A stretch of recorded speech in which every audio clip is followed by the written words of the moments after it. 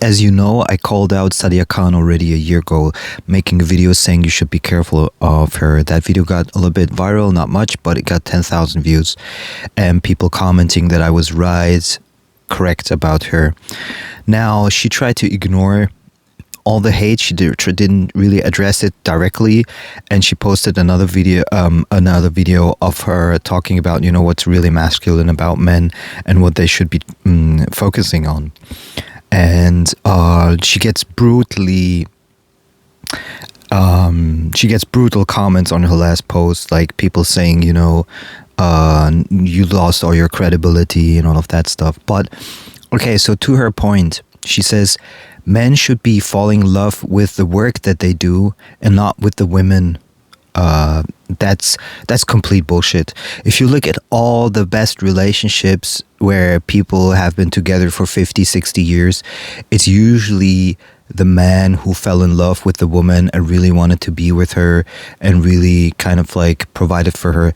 Now, if you see it very black and white, then of course a man that never provides, that never can give anything, naturally the woman will not be drawn to him. And probably in modern times, it's a little bit harsher than that. But to be honest, to any man out there, do you really want to be in a relationship which is a transactional relationship where you know, and this is part of red pill, black pill, gold pill, whatever you want to call it, to realize for men that you don't want to be in a transactional relationship. And even a woman wouldn't want to be in a transactional relationship. Maybe some women, you know, if they get enough money, gold diggers.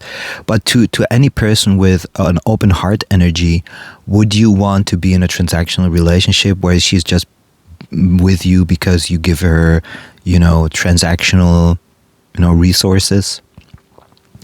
I think what happens also is that nowadays a lot of women don't see any value in the man anymore, and Sadia Khan is kind of almost like intensifying that toxicity view in which she says attract women which are looking for transactional relationships. Basically, she's saying don't fall in love with the woman. Just basically have enough money so she falls in love with you. That's basically what she's saying in a way. Build a house, love your job, concentrate on your business, and a woman then falls in love with you. But you're not in love with her or what? Like, I think these things are not so black and white, and people love, you know, to comment on these kind of black and white stories. But I think in general, what needs to happen is, and this is why I said it, that the best relationships are where the soul plan is the same. Like you're building together, you're growing together, you're becoming more conscious together. It's a spiritual union. It's a spiritual growth. It's spiritual. The whole thing of relationships, it's purely spiritual. For some people, it's transactional. There are people that are stupid, that are unconscious, that are young. But if you want to stay together with someone for a long time and you really want to be in love, it's got to be spiritual. It's got to be a spiritual relationship. And I'm not talking about the neo-spiritual kind of like, I mean kind of like the unconditional spirituality where you are growing together. And then I talk about the chakra attraction, that there is an energetic attraction between both that makes it so much easier to stay together through, you know, tough times. And I've worked with a lot of couples. I've worked with, you know, tantra sessions, doing over 1,000 tantra massages for women with crazy experiences, spiritual experiences, and also helping so many people release like problems and karmas and traumas from their body. I just know this stuff, right? And you don't want to pick a transactional relationship.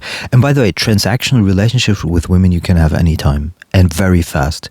And I don't necessarily mean like a prostitute. What I mean is you could pick any sugar babe, and if you give her 1,000, 2,000, 3,000 per month, you will have her at your disposal anytime you want, any way you want.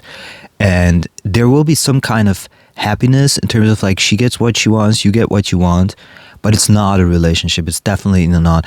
I mean, there can be a spiritual component to it, and there's kind of like a spiritual component to anything that happens in life. But I think to give an advice after what happened to Sadia Khan, with what's been leaked and everything to post a video like that. I think it's truly because she doesn't understand relationships, and she really comes from that kind of like closed chakra, first and second chakra relationship where it's all about power, sexuality, and so forth. Where's the true love? And now, of course, you can argument that true love doesn't exist anymore, especially women see everything now transactional. But then it doesn't make any sense for a man to even look for a woman. You don't want a transactional relationship, trust me. You might want one where the woman is not always present, therefore you can get a sugar babe, much younger, less problems, less, stress, much less stress. But don't get a transactional relationship where someone lives with you, definitely not. So I think it's a very romantic thing that when a man sees a woman, falls in love with her, and then really tries to get her. And I think a lot of men nowadays don't try anymore, really, even though they fall in love, but they don't give themselves. It's almost like they also they fear love a little bit, I guess. Also at the same time, it really depends. And I think they fear because women have become so cold in a way, in a lot of ways. In especially young women responding to men with the man hate that's going on and so forth. But I think in general, you want to look for a spiritual relationship, a relationship where you feel the soul plan is the same or supporting each other in a soul plan. Like, think about, what excites you, where you want to go, and then pick a woman that has a similar or a supporting soul plan.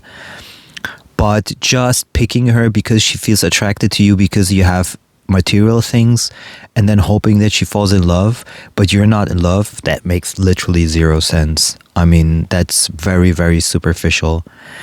And so basically the last video that she posted to me, if you see it very black and white, you might agree with her, but if you look at the nuances and really understand relationships, you know that won't work. What can happen is, and it has nothing to do so much with masculinity, but if you concentrate on your work in a very telegraphing manner, that means like, this is who I am, who I represent, kind of, this is what I do, this is the things I achieved, then you have more options with women. But that's a different thing. That's not what she communicated. Having options is always a good thing. That's libido empowerment.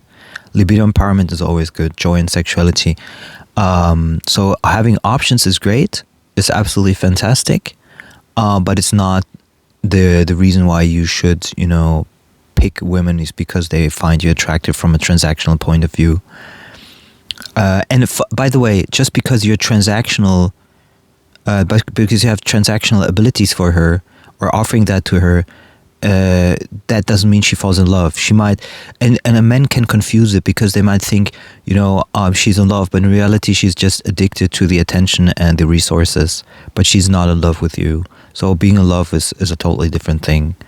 I do say that women don't fall in love the same way that men do, definitely not. And she gives like that example where a man who's very loving but has zero resources, or a man that is not loving but has a lot of resources, which one would you pick as a woman? The thing is, this is a question of age, because women that are very young, that are looking also for young guys, they do like future investment. They pick a guy because they think that he will be something eventually, maybe.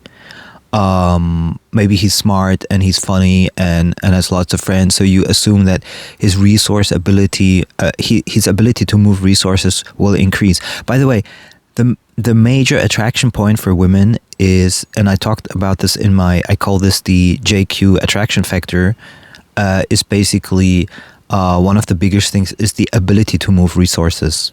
So it's not necessarily having resources, but the ability to move resources.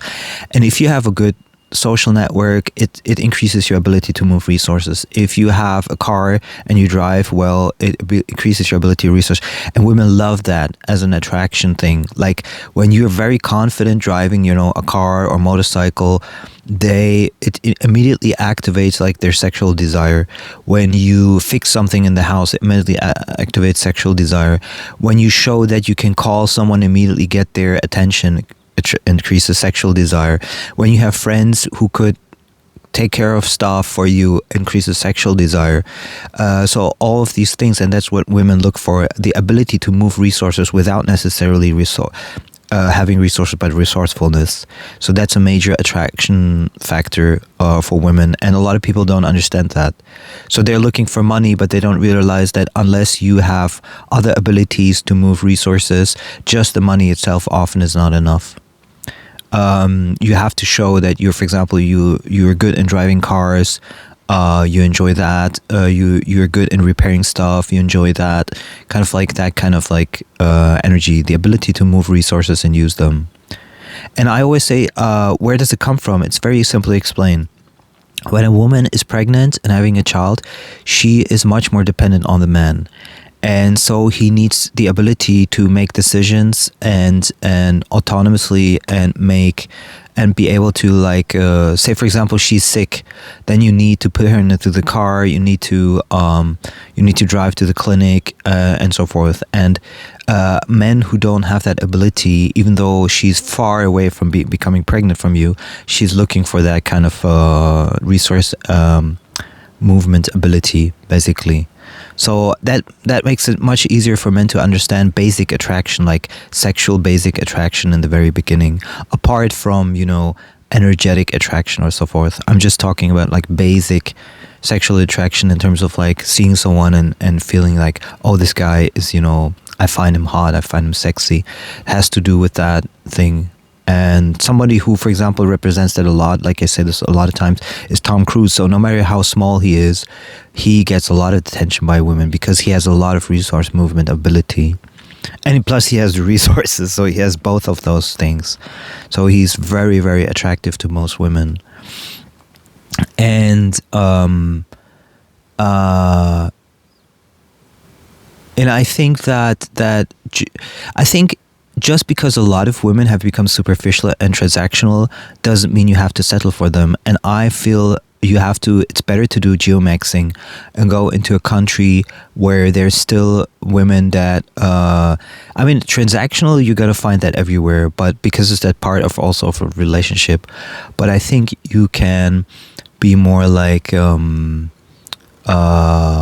roaming around in different countries and seeing where there's like real loving interest. The problem with modern society is that a lot of people have their heart chakra closed. So no matter if you start with them a relationship or not, if the heart chakra doesn't open, it's very closed, you are not going to get anywhere. So, with a woke leftist woman, if she has her heart chakra closed towards men, it's very unlikely she'll open it towards you. But if you go, say, to Latin America or you go to Asia, although she might also see it as partially transactional, it doesn't mean that her heart chakra doesn't open towards you. Maybe it does very, very strongly. So you have to think in terms of chakras. That helps a lot. Like think in terms of chakras, and thereby you understand relationships much better. Like who has an open heart chakra, who has a closed heart chakra, and a lot of women in modern society have a low closed heart chakra. And but they have an idea of how things should be, like moral code, but that's not necessarily an open heart chakra. And I feel like Sadia Khan, when she speaks about these things, she often comes from the space of a closed heart chakra, a little bit like Andrew Tate also has a closed heart chakra. So that's a little bit information there.